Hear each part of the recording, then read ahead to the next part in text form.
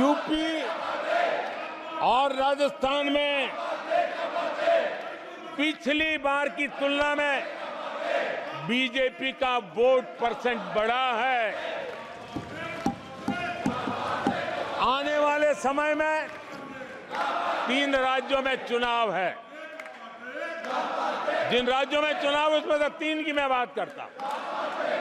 महाराष्ट्र, हरियाणा और झारखंड, यहां चुनाव आ रहे हैं।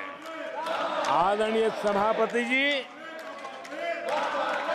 पिछली विधानसभा में इन 3 राज्यों में हमें जितने वोट मिले थे, इस लोकसभा चुनाव में इन 3 राज्यों में हमें उससे भी ज्यादा वोट मिले हैं। आदरणीय सभापति जी, पंजाब में भी हमारा भूतपूर्व प्रदर्शन रहा है और हमें बढ़त मिली है। जनता जनार्दन का भरपूर आशीर्वाद हमारे साथ है।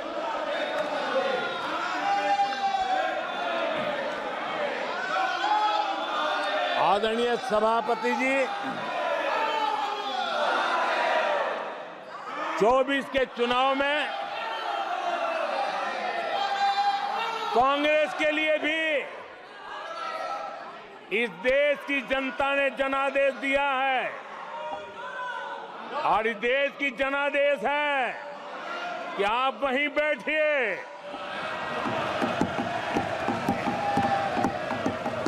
विपक्ष में ही बैठो और तर्क खत्म हो जाए तो चीखते रहो, चिल्लाते रहो।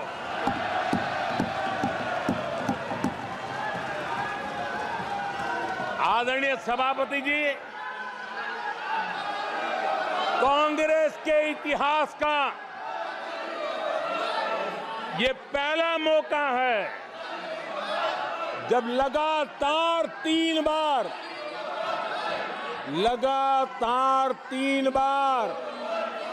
कांग्रेस 100 का आंकड़ा पार नहीं कर पाई है। कांग्रेस के इतिहास में ये तीसरी सबसे बड़ी हार है,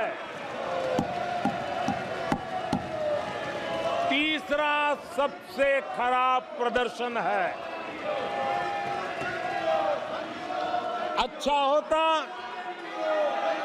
कांग्रेस अपनी हार स्वीकार करती, जनता जनार्दन के आदेश को सर आंखों पर चढ़ाती, आत्ममंथन करती, लेकिन ये तो कुछ शीर्षासन करने में लगे हुए हैं।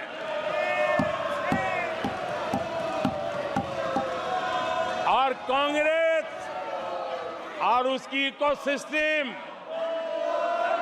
दिन रात बिजली जला करके हिंदुस्तान के नागरिकों के मन में ये प्रस्थापित करने की कोशिश कर रहे हैं कि उन्होंने हमें हरा दिया है। आदरणीय सभापति जी, ऐसा क्यों हो रहा है, मैं जरा अपने सामान्य जीवन के अनुभव से बताता हूं।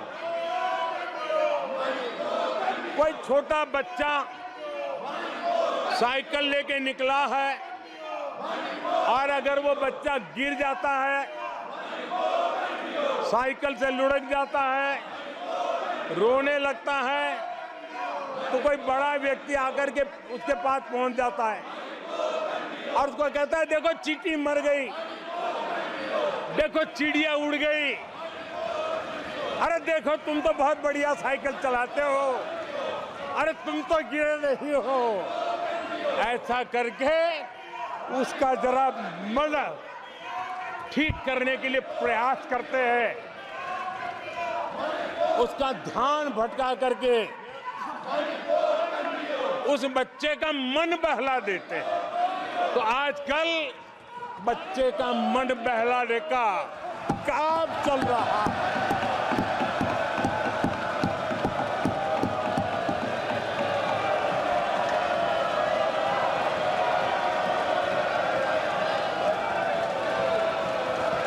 और कांग्रेस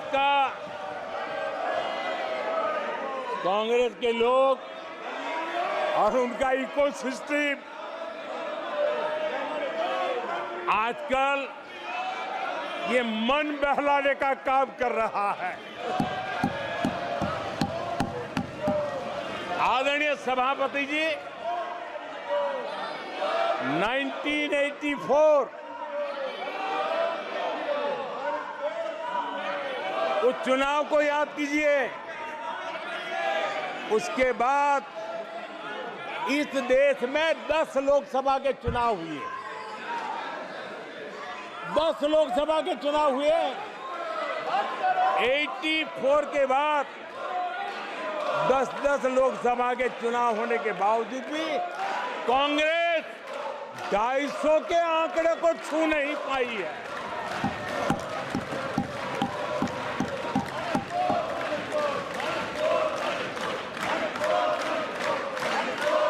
इस बार किसी तरह 99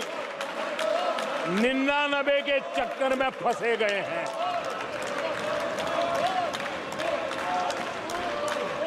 आदरणीय सभापति जी, मुझे एक किस्सा याद आता है।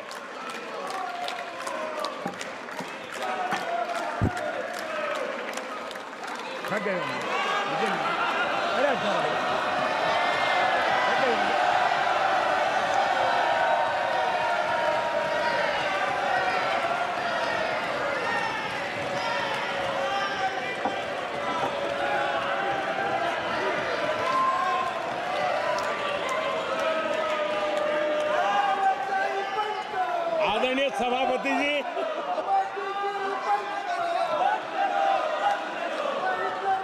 मुझे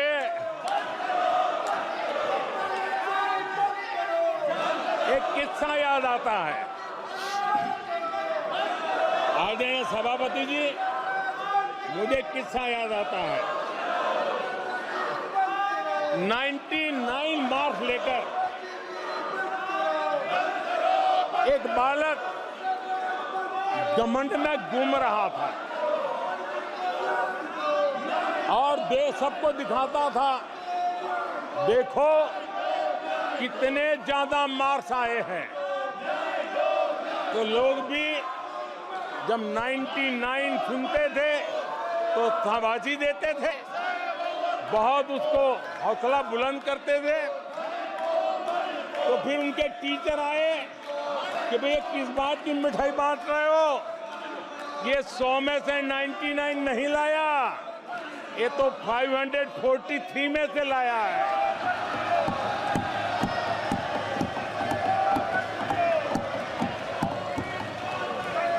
अब उस बालक बुद्धि को कौन समझाए कि तुमने फेल होने का वर्ल्ड रिकॉर्ड बना दिया है।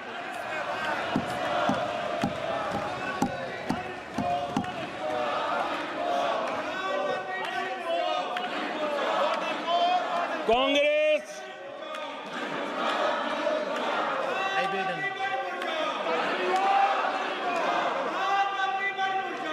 आदरणीय सभापति जी, कांग्रेस के नेताओं के बयानों में ये बयानबाजी ने शोले फिल्म को भी पीछे छोड़ दिया है।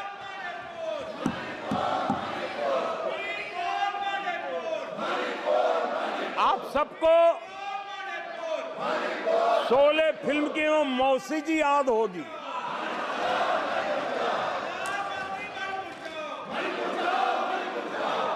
तीसरी बार तो हारे हैं, पर मौसी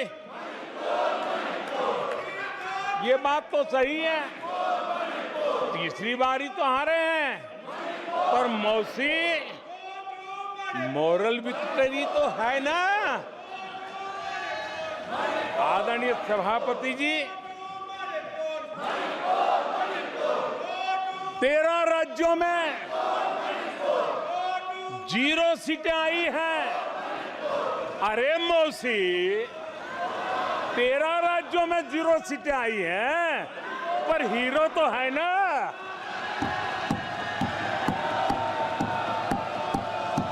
आदरणीय सभापति जी, अरे पार्टी की लुटिया तो दुबई है। अरे मौसी, पार्टी अभी भी सांसें तो ले रही है।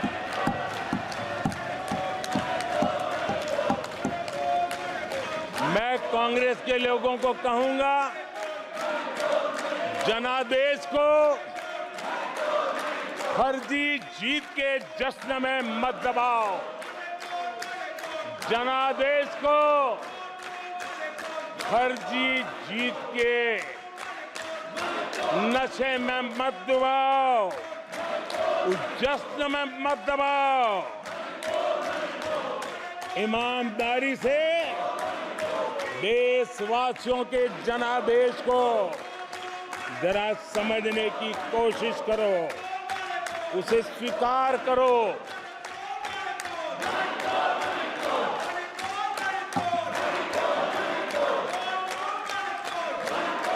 आदरणीय सभापति जी, मुझे नहीं पता कि कांग्रेस के जो साथी दल है, उन्होंने इस चुनाव का विश्लेषण किया है कि नहीं किया है। ये चुनाव इन साथियों के लिए भी एक संदेश है। आदरणीय सभापति जी, अब कांग्रेस पार्टी 2024 से एक परजीवी कांग्रेस पार्टी के रूप से जानी जाएगी। 2024 से जो कांग्रेस है, वो परजीवी कांग्रेस है। और परजीवी वो होता है जो जिस शरीर पर उस शरीर के साथ रहता है, ये परजीवी उसी को ही खाता है। कांग्रेस भी जिस पार्टी के साथ गठबंधन करती है, उसी के वोट खा जाती है और अपनी सहयोगी पार्टी की कीमत पर वो फलती फूलती है। और इसलिए कांग्रेस परजीवी कांग्रेस बन चुकी है। मैं जब परजीवी कह रहा हूं, तो तथ्यों के आधार पर कह रहा हूं। आदरणीय सभापति जी, मैं कुछ आंकड़े आपके माध्यम से सदन को और इस सदन के माध्यम से देश के सामने रखना चाहता हूं। जहां जहां भाजपा और कांग्रेस का सीधा मुकाबला था, या जहां कांग्रेस मेजर पार्टी थी और साथी के पास 1, 2, 3 सीटें थी, वहां कांग्रेस का स्ट्राइक रेट सिर्फ और सिर्फ 26% है, 26% है।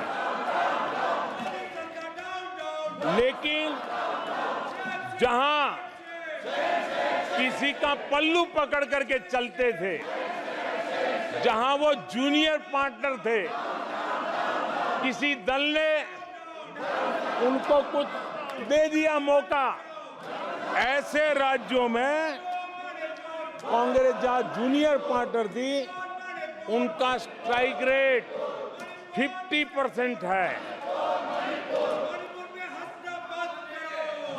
और कांग्रेस की 99 सीटों में से ज्यादातर सीटें उनके सहयोगियों ने उनको जिताया है। और इसलिए मैं कहता हूं ये परजीवी कांग्रेस है।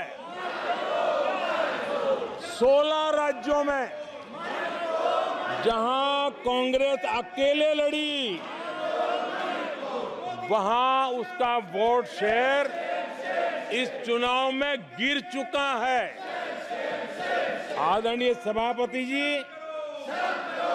गुजरात, छत्तीसगढ़ और मध्य प्रदेश, इन 3 राज्यों में जहां कांग्रेस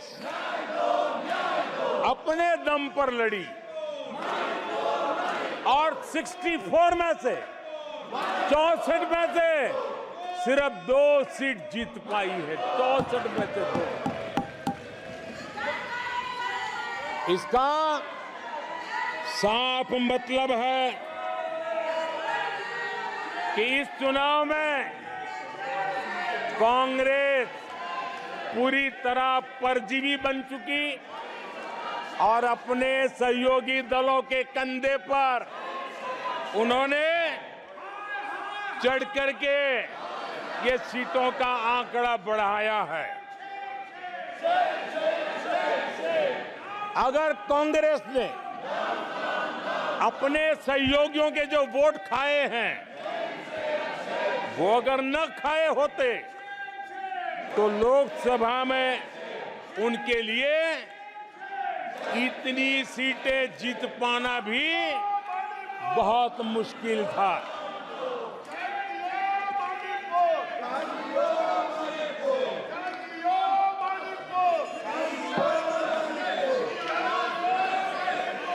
आदरणीय सभापति जी,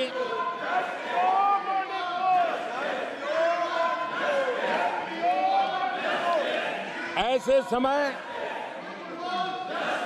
एक अवसर आया। देश ने विकास के रास्ते को चुना है। देश ने विकसित भारत के सपने को साकार करने का मन बना लिया है। तब भारत को एकजुट होकर समृद्धि का नया सफर तय करना है। ऐसे समय ये देश का दुर्भाग्य है कि हिंदुस्तान में 6 दशक तक राज करने वाली कांग्रेस पार्टी अराजकता फैलाने में जुटी हुई है। ये दक्षिण में जाकर उत्तर के लोगों के खिलाफ बोलते हैं, ये उत्तर में जाकर के पश्चिम के खिलाफ जहर उगलते हैं, पश्चिम के लोगों के खिलाफ बोलते हैं, महापुरुषों के खिलाफ बोलते हैं। इन्होंने भाषा के आधार पर बांटने की हर कोशिश की है। जिन नेताओं ने देश के हिस्से को भारत से अलग करने की वकालत की थी, उनको संसद की टिकट देने तक का दुर्भाग्य हमें देखना पड़ा, जो कांग्रेस पार्टी ने पाप किया।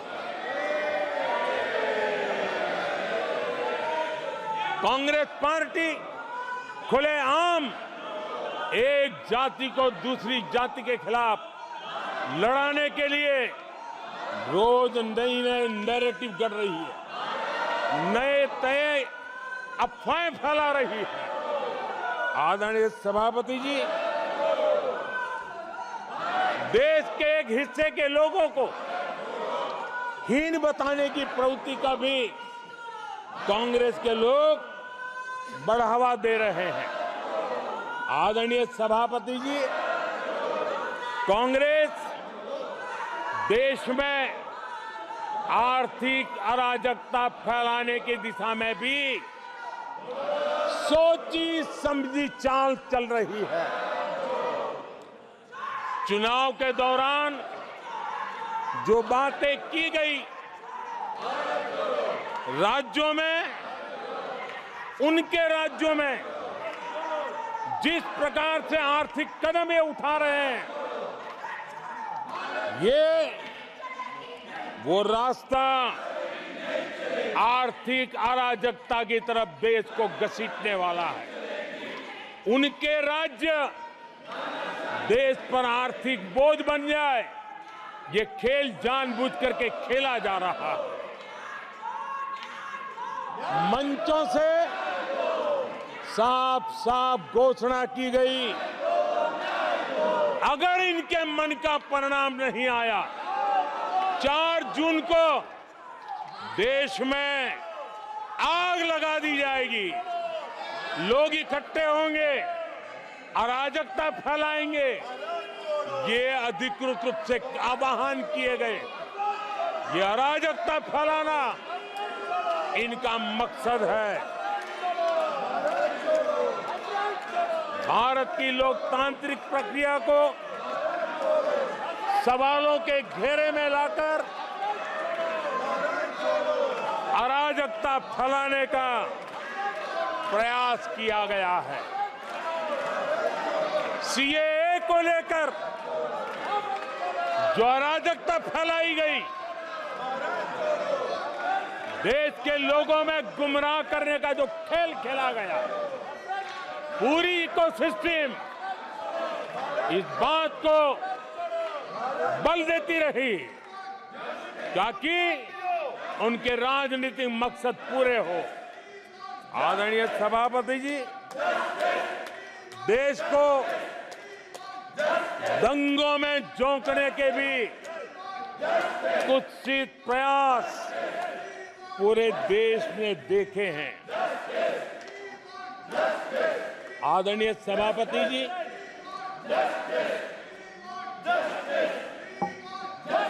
आजकल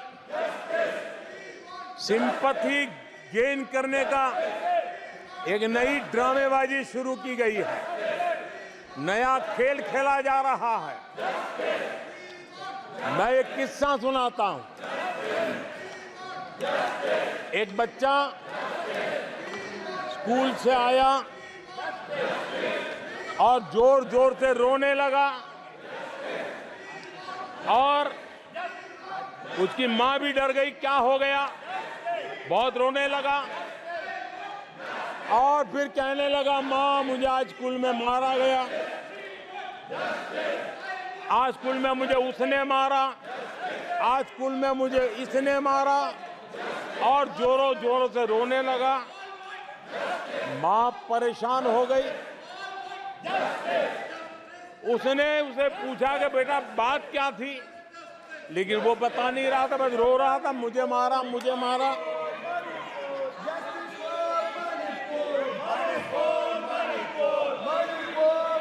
बच्चा ये नहीं बता रहा था कि आज स्कूल में उस बच्चे ने किसी बच्चे को मां की गाली दी थी। उसने ये नहीं बताया किसी बच्चे की किताबें उसने फाड़ दी थी। उसने ये नहीं बताया कि उसने टीचर को चोर कहा था।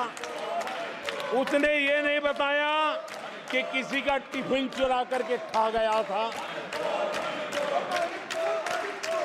हमने कल सदन में यही बचकाना हरकत देखी है। कल यहां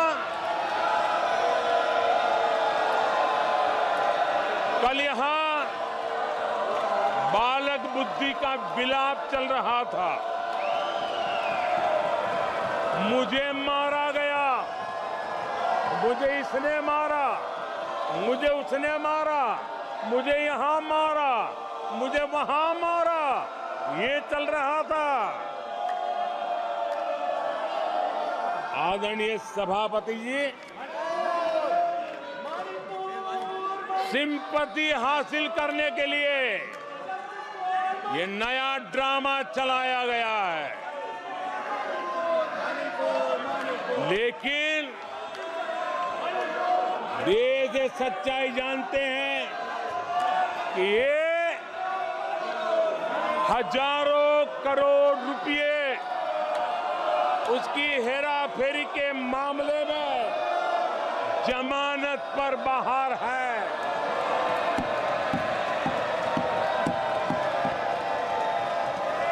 ये ओबीसी वर्ग के लोगों को चोर बताने के मामले में सजा पा चुके हैं। इनको देश की सर्वोच्च अदालत पर गैर जिम्मेदाराना बयान देने के बाद माफी मांगनी पड़ी है। इन पर महान स्वातंत्र सेनानी वीर सावरकर जैसे महान व्यक्तित्व का अपमान करने का मुकदमा है। इन पर देश की सबसे बड़ी पार्टी के अध्यक्ष को हत्यारा कहने का मुकदमा चल रहा है। इन पर अनेक नेताओं, अधिकारियों, संस्थानों पर झूठ बोलने के गंभीर आरोप हैं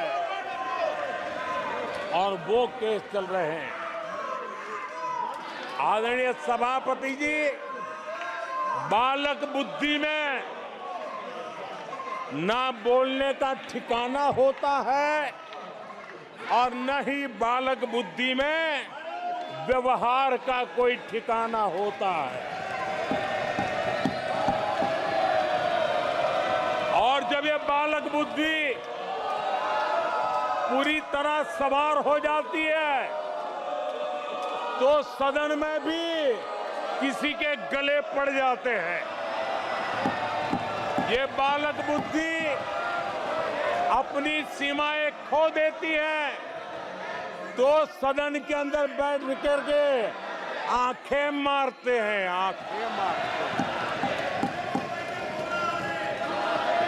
इनकी सच्चाई आदरणीय सभापति जी अब पूरा देश समझ गया है।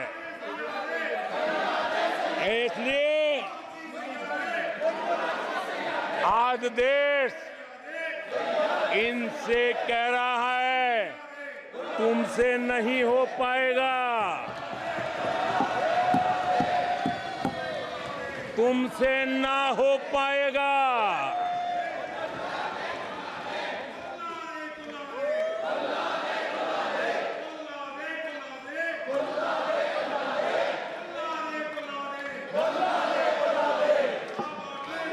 बैठिए प्लीज।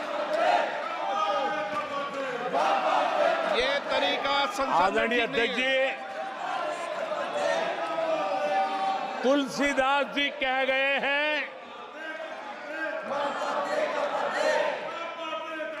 अखिलेश जी, तुलसीदास जी कह गए हैं, जूठई लेना जूठई देना, जूठई भोजन जूठई चबेना। तुलसीदास जी ने कहा है जूठई लेना जूठई देना, जूठई भोजन जूठई चबेना। कांग्रेस ने झूठ को राजनीति का हथियार बनाया। कांग्रेस के मुंह झूठ लग गया है। जैसे वो आदमखोर एनिमल होता है ना, जिसको लहू मुंह पे लग जाता है, वैसे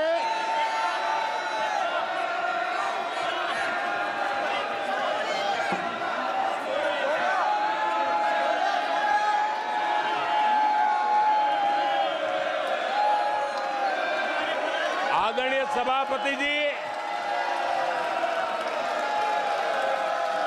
कांग्रेस के मुंह झूठ का खून लग गया है। देश ने कल 1 जुलाई को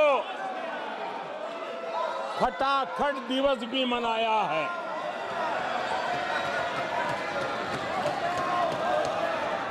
एक जुलाई को लोग अपने बैंक अकाउंट चेक कर रहे थे कि 8,500 रुपये आए कि नहीं आए। ये झूठ नैरेटिव का परिणाम देखिए। इसी चुनाव में कांग्रेस ने देशवासियों को गुमराह किया। माताओं बहनों को हर महीने 8,500 रुपये देने का झूठ। इन माताओं के बहनों के दिलों को जो चोट लगी है ना, वो श्राप बन करके ये कांग्रेस को तबाह करने वाली है। आदरणीय सभापति जी, ईवीएम को लेकर झूठ, संविधान को लेकर झूठ,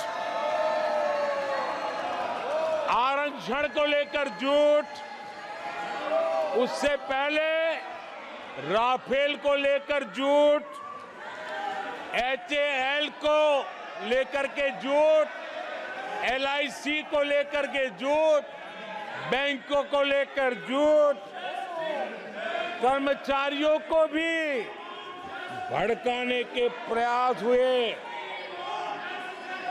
हौसला तो इतना बढ़ गया कि कल सदन को भी गुमराह करने का प्रयास हुआ। कल अग्निवीर को लेकर सदन में झूठ बोला गया।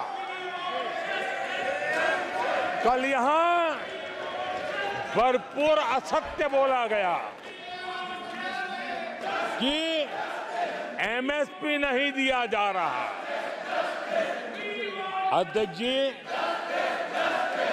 संविधान की गरिमा से खिलवाड़ ये सदन का दुर्भाग्य है।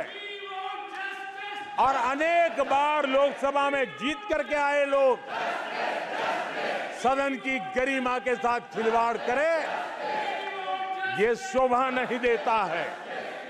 आदरणीय सभापति जी, जो दल 60 साल तक यहां बैठा है,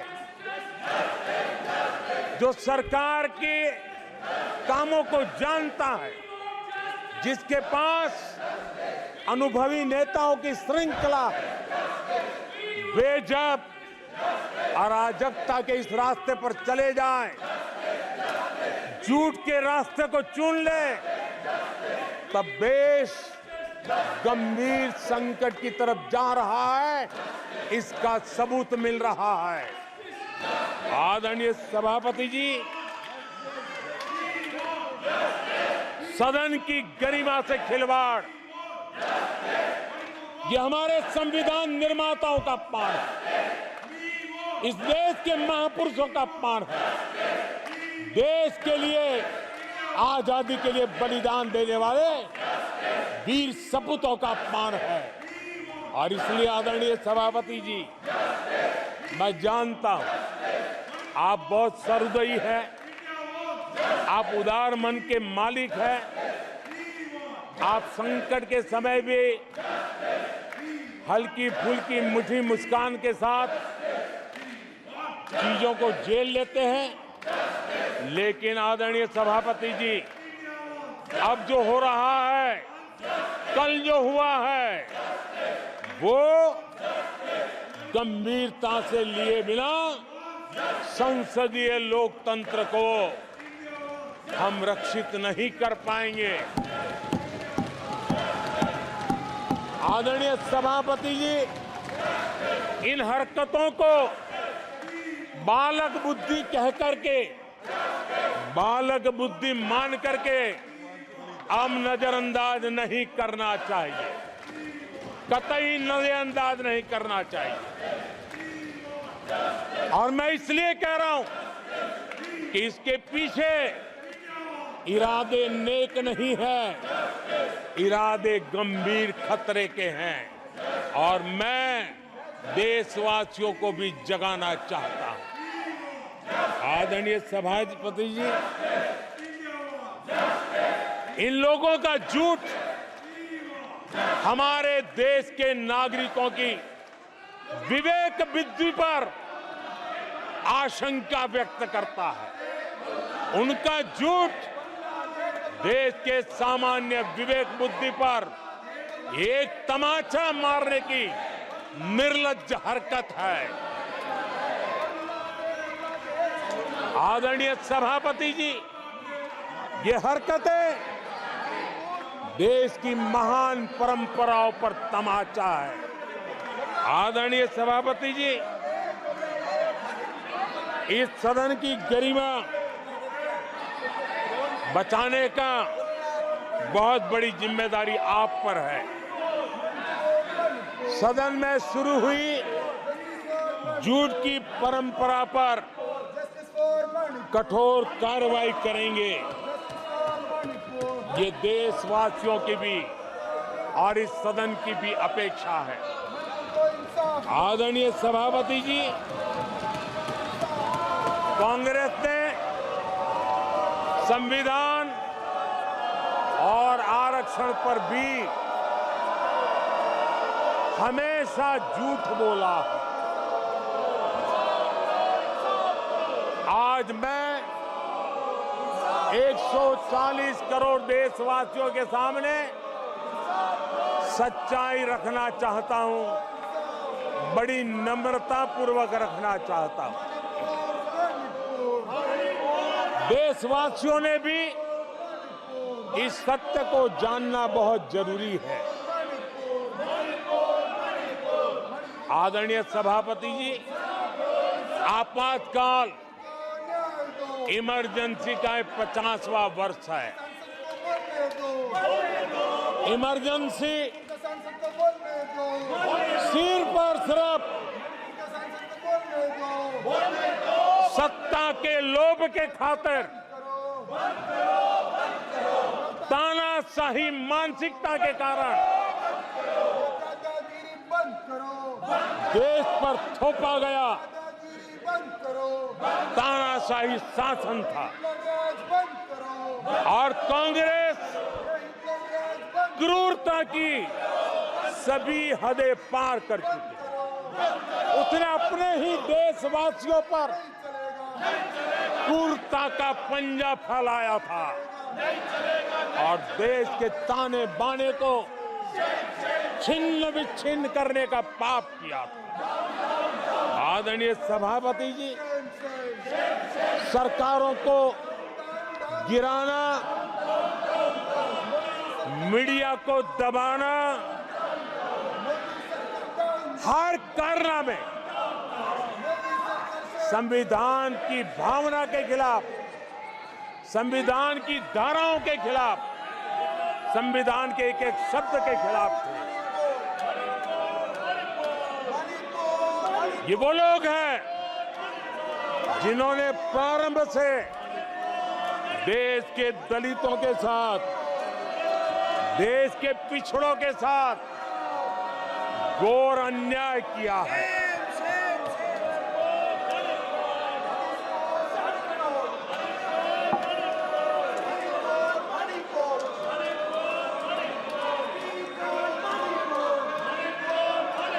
आदरणीय सभापति जी,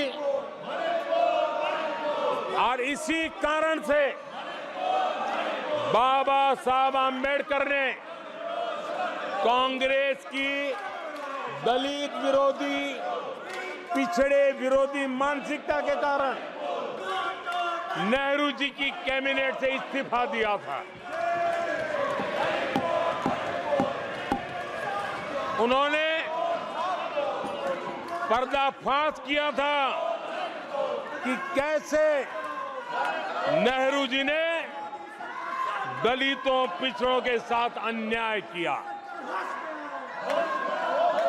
और बाबा साहब आम्बेडकर ने कैबिनेट से इस्तीफा देते समय जो कारण बताए थे, वो कारण इनके चरित्र को दर्शाते हैं।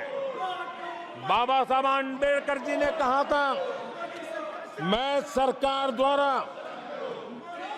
अनुसूचित जातियों की उपेक्षा पर अपने अंदर उत्पन्न आक्रोश को रोक नहीं सका। ये बाबा साहब आम्बेडकर के शब्द हैं। अनुसूचित जातियों की उपेक्षा, इसने बाबा साहब आम्बेडकर को आक्रोशित कर दिया। बाबा साहब के सीधे हमले के बाद नेहरू जी ने बाबा साहब आम्बेडकर का राजनीतिक जीवन खत्म करने के लिए पूरी ताकत लगा दी। आदरणीय सभापति जी, पहले षड्यंत्र पूर्वक बाबा साहब आम्बेडकर को चुनाव में हरवाया गया। आदरणीय सभापति जी,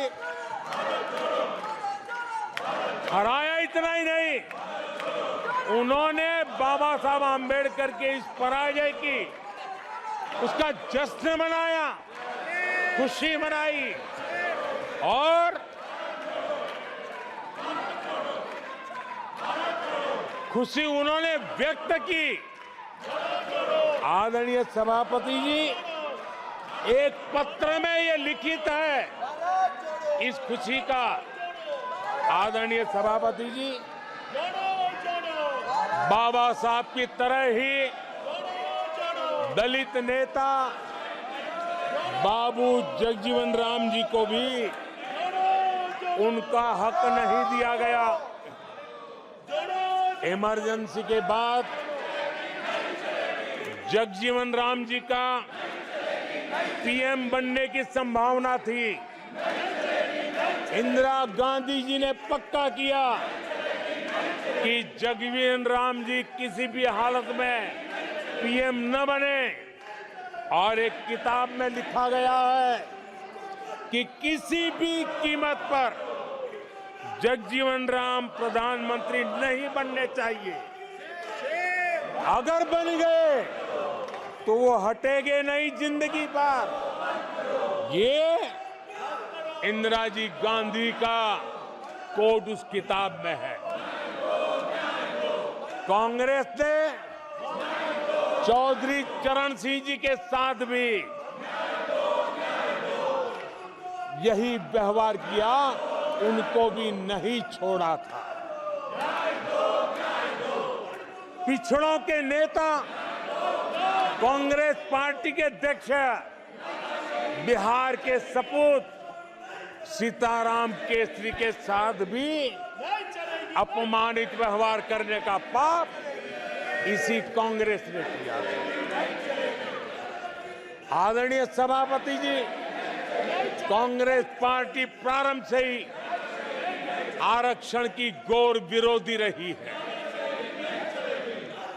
नेहरू जी ने तो मुख्यमंत्रियों को चिट्ठी लिख करके साफ साफ शब्दों में आरक्षण का विरोध किया था। कांग्रेस के एक प्रधानमंत्री श्रीमती इंदिरा गांधी जी ने मंडल कमीशन का रिपोर्ट ठंडे बक्से में सालों तक दबाए रखा था। आदरणीय सभापति जी, कांग्रेस पार्टी के तीसरे प्रधानमंत्री श्रीमान राजीव गांधी, और जब विपक्ष में थे उनका सबसे लंबा भाषण आरक्षण के खिलाफ था। वो आज भी संसद के रिकॉर्ड में उपलब्ध है। और इसलिए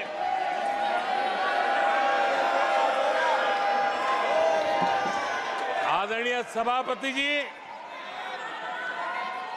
मैं आज एक गंभीर विषय पर आपका और देशवासियों का ध्यान आकर्षित करना चाहता हूं। कल जो हुआ, इस देश के कोटि कोटि देशवासी आने वाली सदियों तक माफ नहीं करेंगे। आदरणीय सभापति जी, 131 साल पहले, 131 ईयर पहले स्वामी विवेकानंद जी ने शिकागो में कहा था, मुझे गर्व है कि मैं उस धर्म से आता हूं जिसने पूरी दुनिया को सहिष्णुता और वैश्विक स्वीकृति सिखाई है। 131 साल पहले हिंदू धर्म के लिए विवेकानंद जी ने अमेरिका के शिकागो में दुनिया के दिग्गजों के सामने कहा था। आदरणीय सभापति जी, हिंदू सहनशील है, हिंदू अपनत्व को लेकर के जीने वाला समूह है। इसी कारण भारत का लोकतंत्र, भारत की इतनी विविधताएं, उसका वैविध्य की विराटता आज उसी के कारण पनपी है और पनप रही है। आदरणीय सभापति जी, गंभीर बात है कि आज हिंदुओं पर झूठा आरोप लगाने की साजिश हो रही है, गंभीर षड्यंत्र हो रहा है।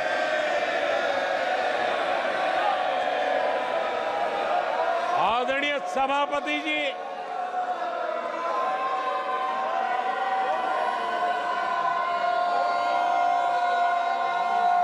आदरणीय सभापति जी,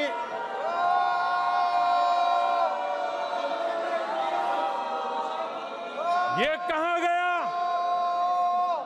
हिंदू हिंसक होते हैं? ये है आपके संस्कार, ये है आपका चरित्र, ये है आपकी सोच, ये है आपकी नफरत इस देश के हिंदुओं के साथ। ये कारनामे, आदरणीय सभापति जी, ये देश शताब्दियों तक इसे भूलने वाला नहीं है।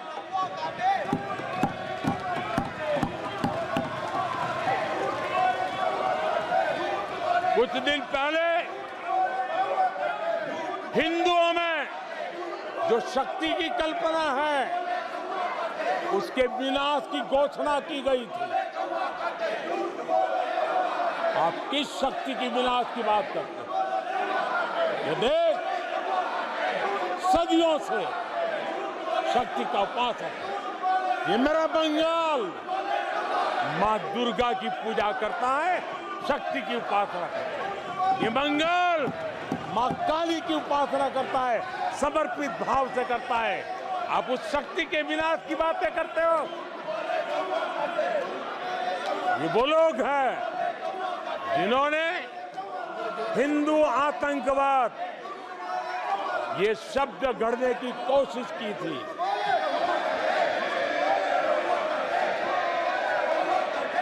इनके साथी हिंदू धर्म को, उसकी तुलना डेंगू, मलेरिया ऐसे शब्दों से करें और ये लोग तालियां बजाएं, ये देश कभी माफ नहीं करेगा। आदरणीय सभापति जी, एक सोची समझी रणनीति के तहत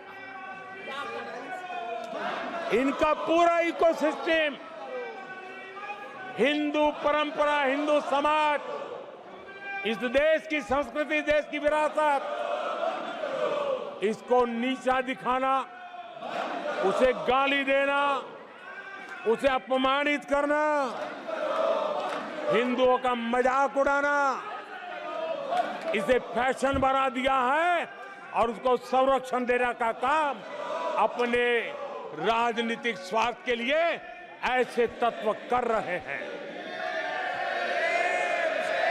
आदरणीय सभापति जी,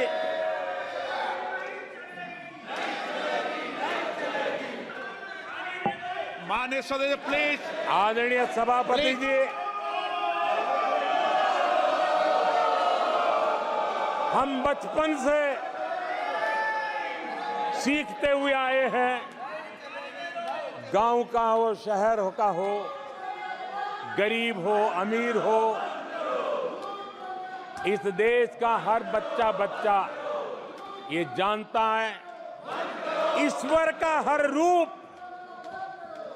आदरणीय सभापति जी, ईश्वर का हर रूप दर्शन के लिए होता है।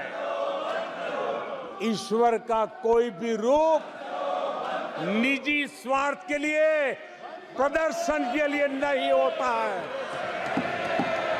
जिसके दर्शन होते हैं उसके प्रदर्शन नहीं होते हैं। आदरणीय सभापति जी, हमारे देवी देवताओं का अपमान 140 करोड़ देशवासियों के दिलों को गहरी चोट पहुंचा रहा है।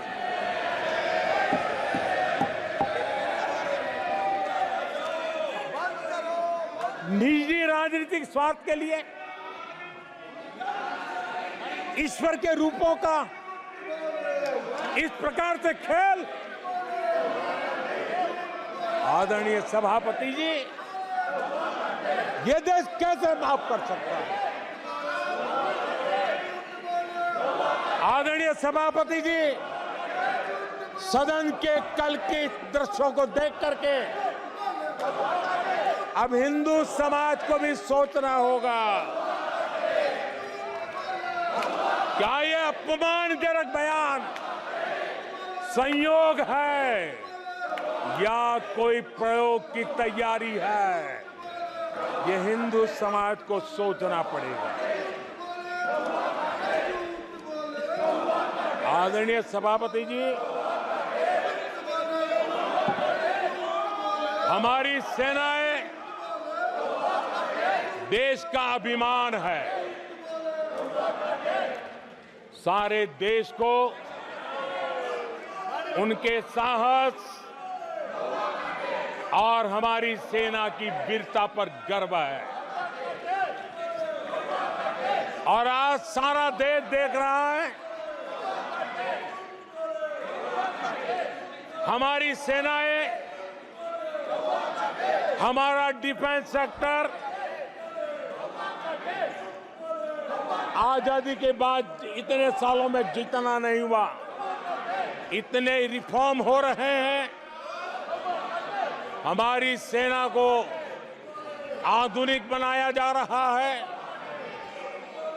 हर चुनौती को हमारी सेना मुंह तोड़ जवाब दे सके, इसलिए युद्ध के सामर्थ्य वाली सेना बनाने के लिए हम भरपूर प्रयास कर रहे हैं, रिफॉर्म कर रहे हैं, कदम उठा रहे हैं, देश की सुरक्षा का मकसद लेकर के। बीते कुछ सालों में बहुत सारी चीजें बदली है। सीडीएस का पद बनने के बाद इंटीग्रेशन और सशक्त हुआ है। आदरणीय सभापति जी, हमारी सशस्त्र सेनाओं के बीच उनके सहयोग से जो लंबे समय से युद्ध शास्त्र के निष्णातों का मत था कि भारत में थिएटर कमांड जरूरी है, आज मैं संतोष के साथ कह सकता हूं कि सीडीएस व्यवस्था बनने के बाद देश में सुरक्षा के लिए जरूरी थिएटर कमांड की दिशा में प्रगति हो रही है। आदरणीय सभापति जी, आत्मनिर्भर भारत, उसमें हमारी सेना को आत्मनिर्भर बनाना, उसकी भी बहुत बड़ी महत्वपूर्ण भूमिका निभाई जा रही है। हमारी देश की सेना युवा होनी चाहिए। सेना दुश्मनों के दांत खट्टे करने के लिए होती है। हमें हमारे युवाओं पर भरोसा होना चाहिए। सेना में युवाओं की ताकत बढ़ानी चाहिए और इसलिए हम लगातार युद्ध योग्य सेना बनाने के लिए रिफॉर्म कर रहे हैं। समय पर रिफॉर्म न करने के कारण हमारी सेना का बहुत नुकसान हुआ है, लेकिन ये सार्वजनिक बातें कहने योग्य नहीं होने के कारण मैं मेरे मुंह को ताला लगा करके बैठा हूं। आदरणीय सभापति जी, देश की सुरक्षा एक गंभीर मसला होता है।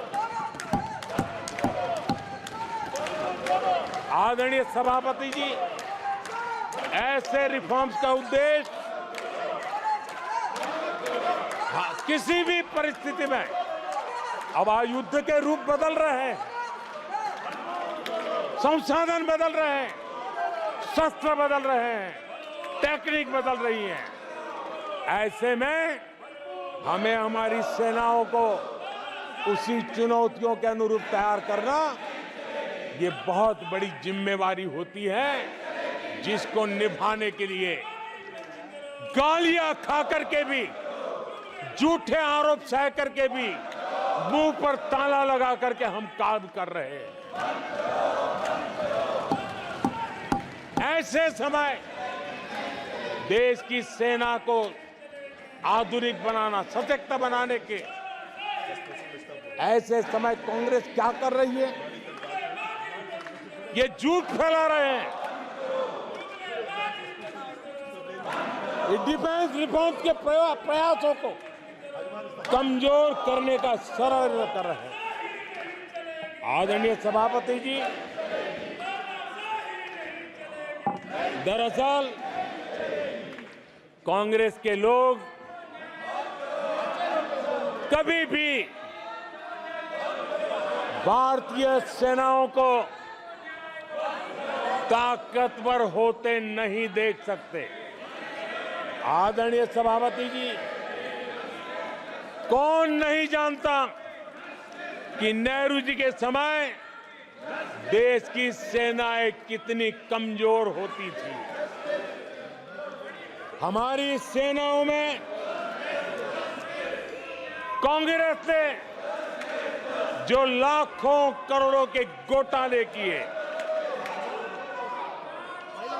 वही तरीका था जिस तरीके ने देश की सेना को कमजोर किया है। ये देश की सेनाओं को कमजोर किया। जल हो, थल हो, नभ हो, सेना की हर आवश्यकता में इन्होंने, देश आजाद हुआ तब से भ्रष्टाचार की परंपरा बनाई। जीप घोटाला हो, पनडुब्बी घोटाला हो, बोफोर्स घोटाला हो, इन सारे घोटालों ने देश की सेना की ताकत को बढ़ने से रोका है।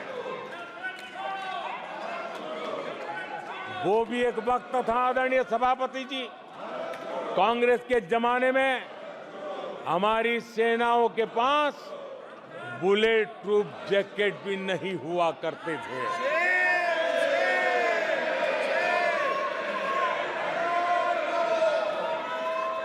सत्ता में रहते हुए देश की सेना को तो बर्बाद किया ही किया, उसको कमजोर किया ही किया, लेकिन ये कारनामे विपक्ष में जाने के बाद भी चलते रहे।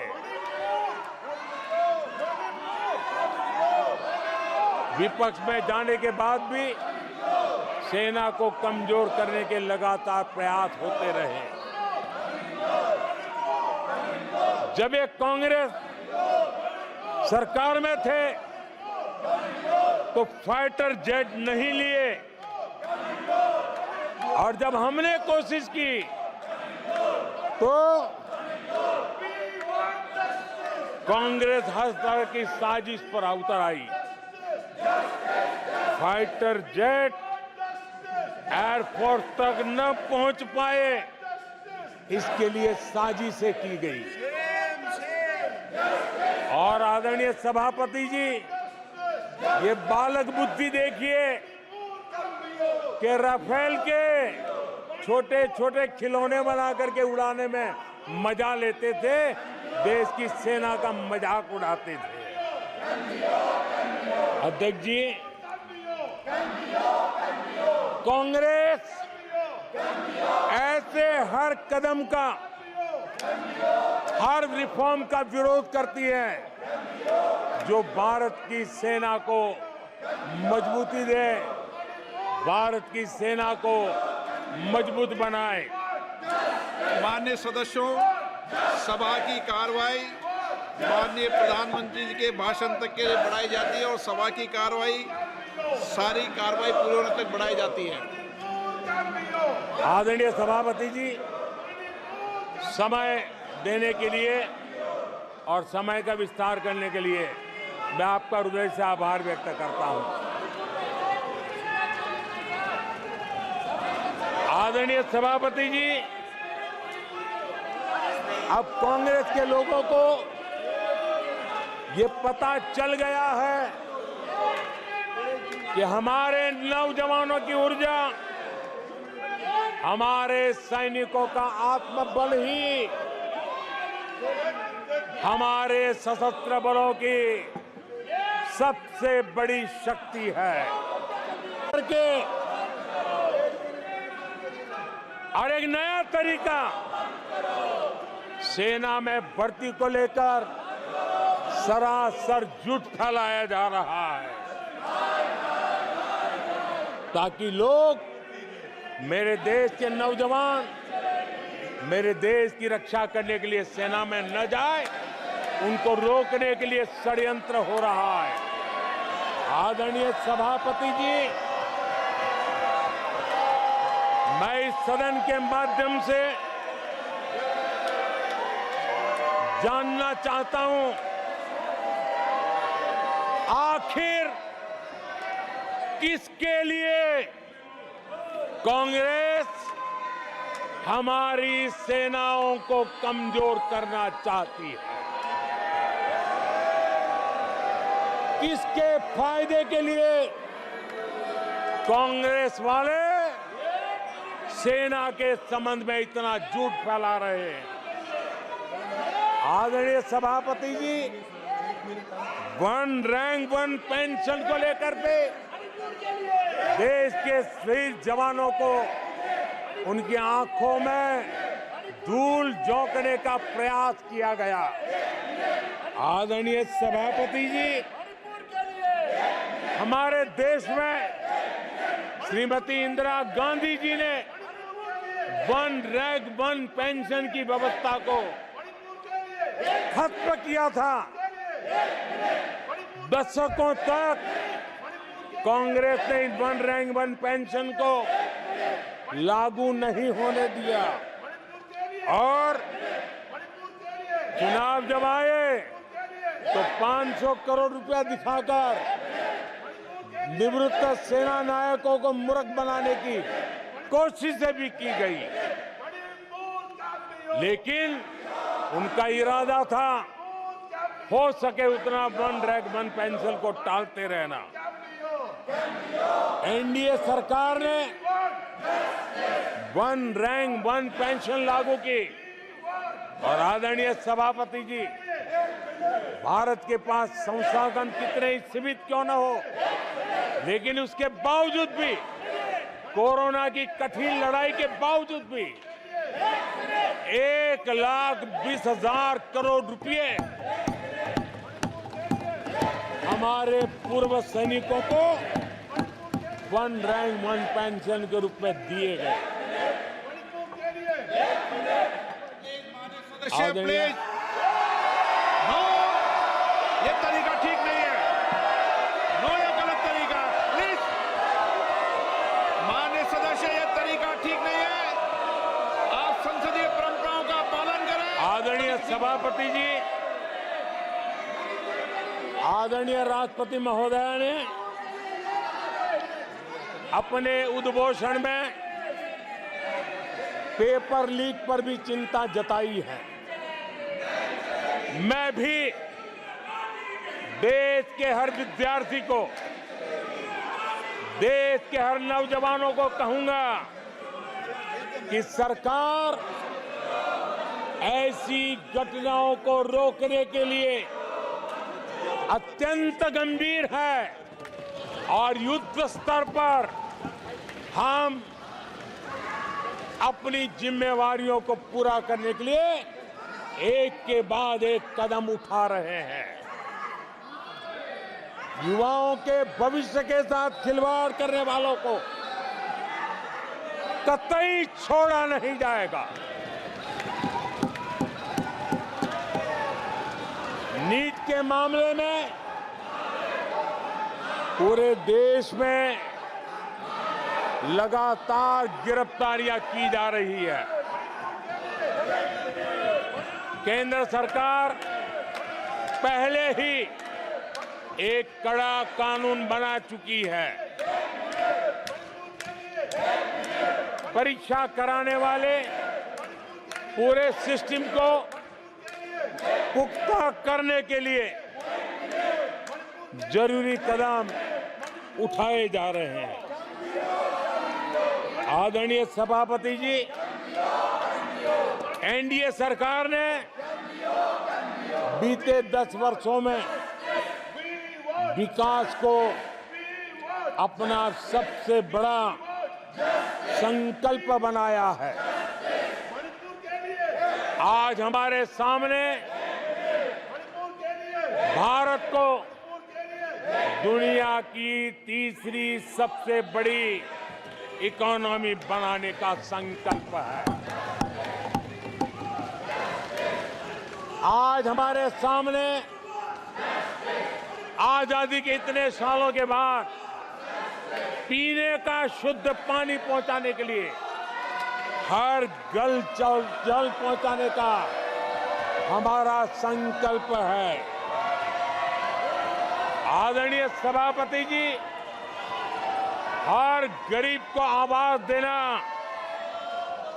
ये हमारा संकल्प है। आदरणीय सभापति जी, भारत की विश्व में जैसे जैसे ताकत उभर रही है, हमारी सेनाओं को भी आत्मनिर्भर बनाने का हमारा दृढ़ संकल्प है। आदरणीय सभापति जी, ये युग हरित युग है, ये युग ग्रीन एरा है और इसलिए दुनिया जो ग्लोबल वार्मिंग से लड़ाई लड़ रही है, उसको एक बहुत बड़ी ताकत देने का काम भारत ने बीड़ा उठाया है। हमने रिन्यूएबल एनर्जी का भारत पावर हाउस बने, उस दिशा में एक के बाद एक कदम उठाए हैं और उसको अचीव करने का हमारा संकल्प है। आदरणीय सभापति जी, भविष्य ग्रीन हाइड्रोजन से जुड़ा है, ई व्हीकल से जुड़ा हुआ है। भारत को ग्रीन हाइड्रोजन का हब बनाने के लिए भी हम पूरी तरह संकल्पबद्ध है। आदरणीय सभापति जी, 21वीं सदी आज भारत 21वीं सदी को भारत की सदी बनाने के लिए जिन संकल्पों को लेकर के हम चले हैं, उसमें इंफ्रास्ट्रक्चर की भी बहुत बड़ी भूमिका है। हमें आधुनिक इंफ्रास्ट्रक्चर बनाना है। हमें विश्व के सारे बेंचमार्क की बराबरी पे जाना है। आदरणीय सभापति जी, जितना निवेश भारत में इंफ्रास्ट्रक्चर के लिए हुआ है वो इतना पहले कभी नहीं हुआ है और जिसका लाभ आज देशवासी देख रहे हैं। देश में बहुत बड़े पैमाने पर रोजगार और स्वरोजगार के अवसर बन रहे हैं। उसको विस्तार हो, उसको एक नए रूप रंग मिले।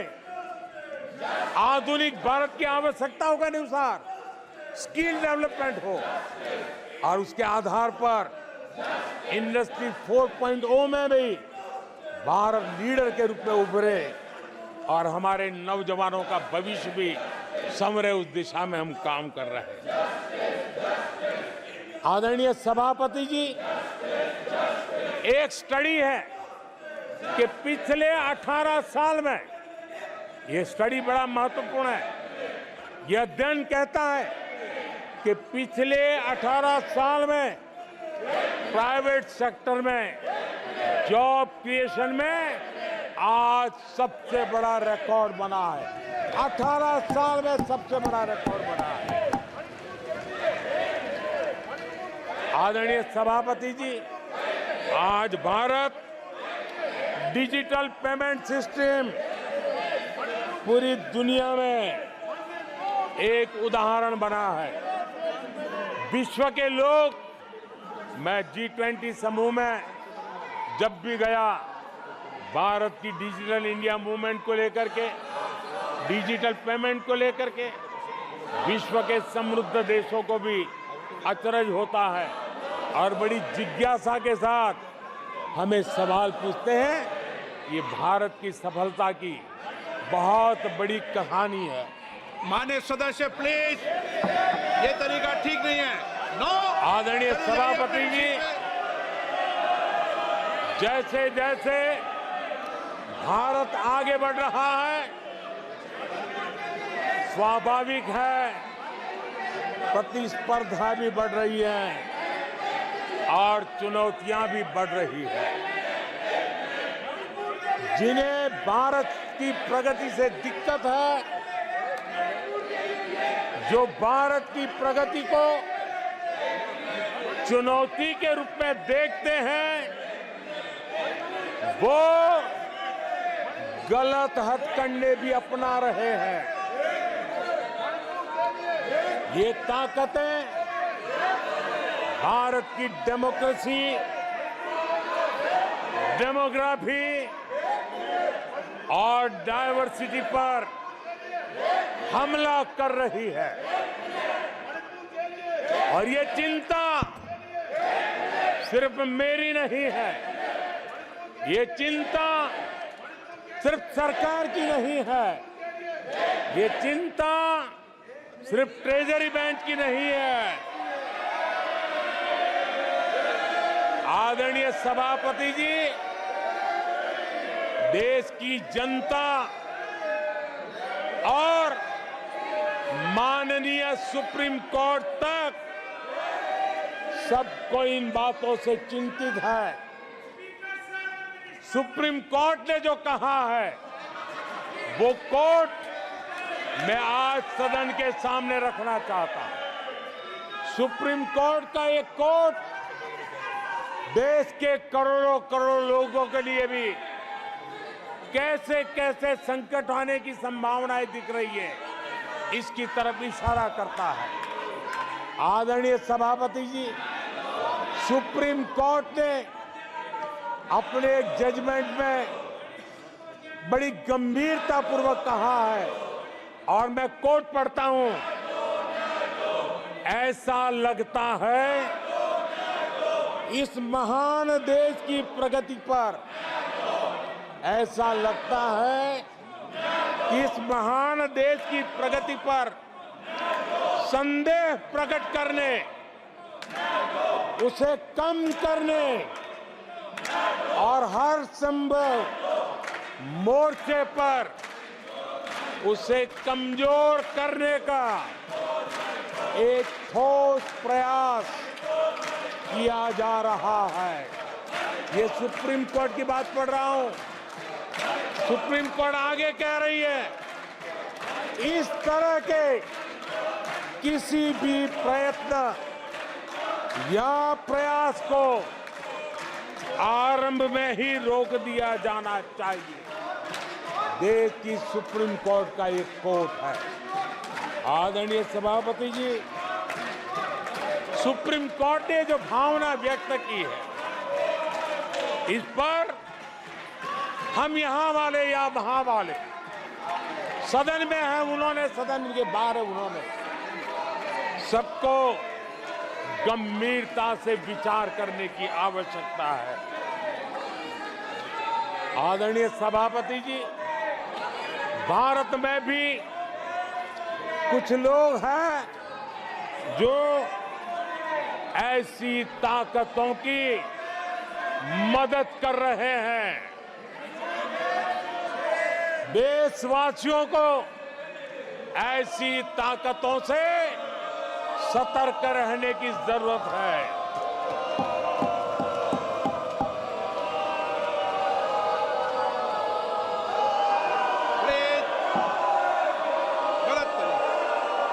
आदरणीय सभापति जी, 2014 में सरकार में आने के बाद देश के सामने एक बहुत बड़ी चुनौती कांग्रेस के साथ ही कांग्रेस का इकोसिस्टम भी रहा है। ये इकोसिस्टम से मिली खाद पानी, इसके दम पर एक कांग्रेस की मदद से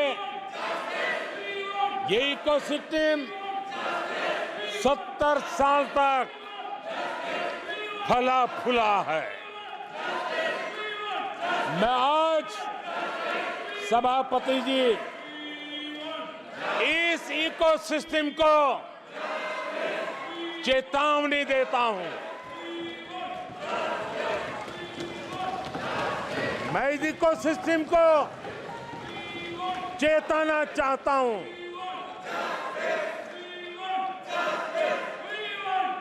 इकोसिस्टम की जो हरकतें हैं, जिस तरह इकोसिस्टम ने ठान लिया है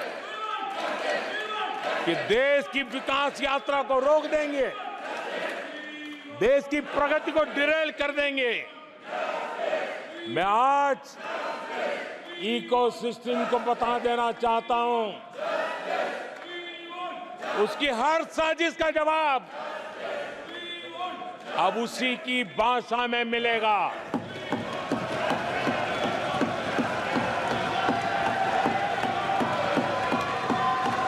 यह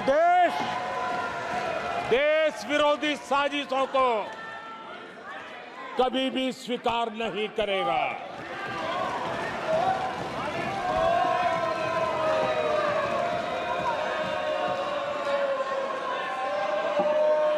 आदरणीय सभापति जी,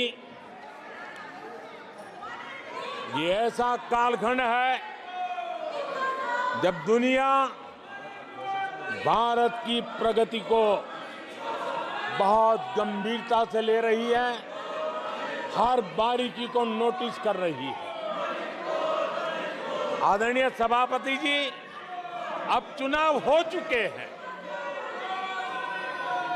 140 करोड़ देशवासियों ने 5 साल के लिए अपना निर्णय जनादेश दे दिया है। आवश्यक है कि विकसित भारत के निर्माण के लिए इस संकल्प को सिद्धि में बदलने के लिए इस सदन के सभी माननीय सदस्यों का योगदान होना चाहिए। मैं उन सबको निमंत्रित करता हूं कि विकसित भारत के संकल्प को पूर्ण करने के लिए आप भी जिम्मेवारी के साथ आगे आइए। देश हित के विषय पर हम साथ चले, मिलकर के चलें और देशवासियों की आशा आकांक्षाओं को पूरा करने में हम कोई कमी न रहने दें। आदरणीय सभापति जी, पॉजिटिव राजनीति भारत के इस कालखंड में बहुत आवश्यक है और मैं हमारे साथी पक्षों को भी कहना चाहूंगा, इंडी गठबंधन के पक्ष के लोगों को कहना चाहूंगा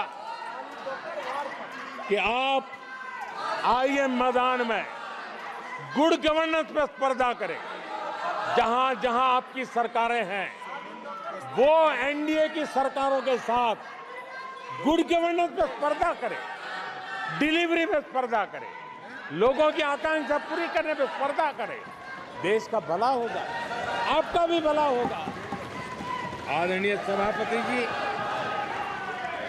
आप अच्छे कामों के लिए एनडीए के साथ स्पर्धा करें। आप रिफॉर्म्स के मामले में हिम्मत करें। जहां जहां आपकी सरकारें हैं वो रिफॉर्म से कदम बढ़ाएं और वो विदेशी निवेश को आकर्षित करें। अपने अपने राज्यों में विदेशी निवेश ज्यादा आए, इसके लिए प्रयास करें। उनको ये अवसर है, उनके पास राज्यों में कुछ सरकारें हैं और इसके लिए वो भाजपा की सरकारों से स्पर्धा करें, एनडीए की सरकारों से स्पर्धा करें, सकारात्मक स्पर्धा करें। जिन लोगों को जहां सेवा करने का मौका मिला है वहां पे वे रोजगार के लिए स्पर्धा करें। कौन सरकार ज्यादा रोजगार देती है उस स्पर्धा के लिए मैदान में आए, एक तंदुरुस्त स्पर्धा हो।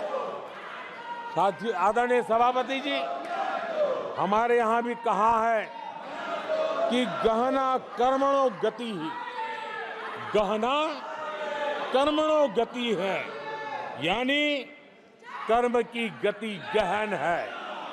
इसलिए आक्षेप, झूठ, फरेब,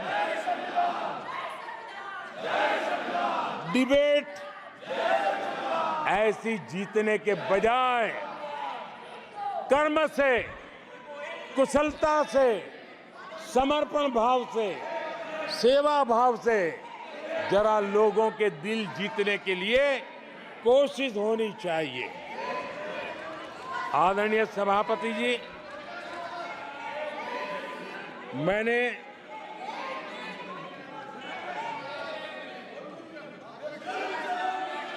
आदरणीय सभापति जी,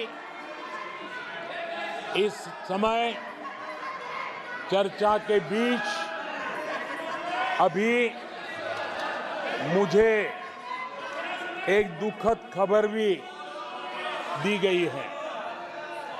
यूपी के हाथरस में जो भगदड़ हुई उसमें अनेकों लोगों की दुखद मृत्यु होने की जानकारी आ रही है। जिन लोगों की इस हादसे में जान गई है, मैं उनके प्रति अपनी संवेदना व्यक्त करता हूं।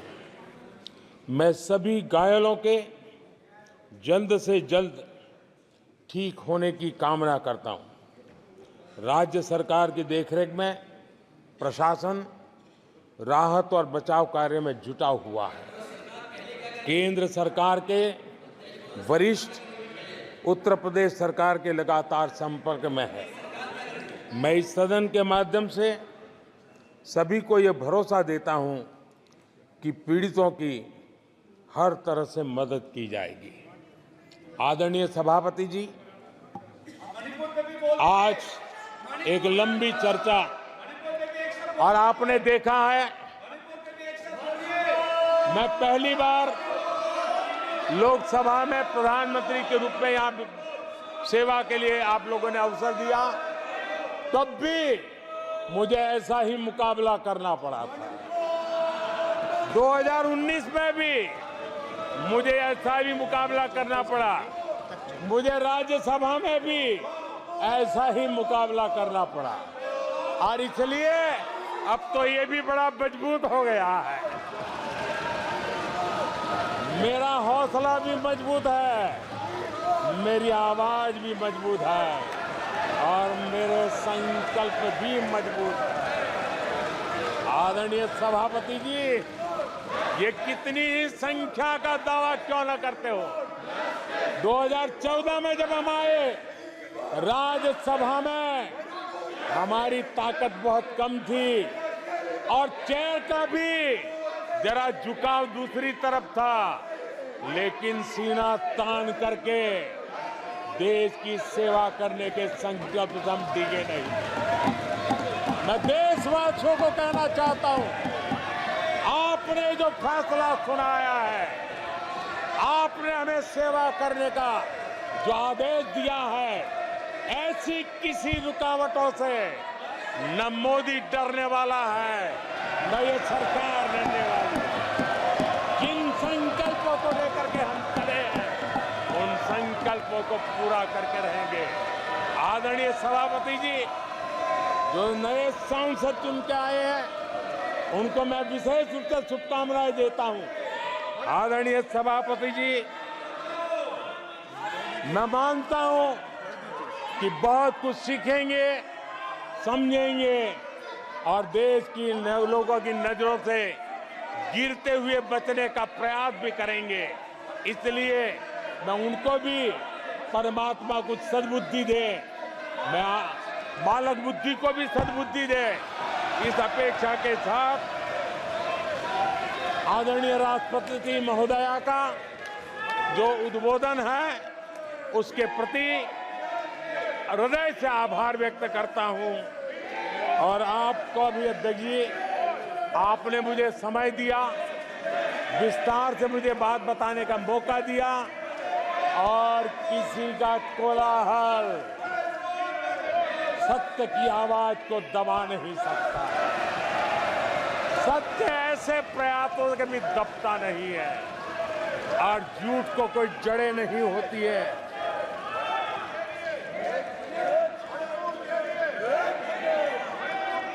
आदरणीय सभापति जी,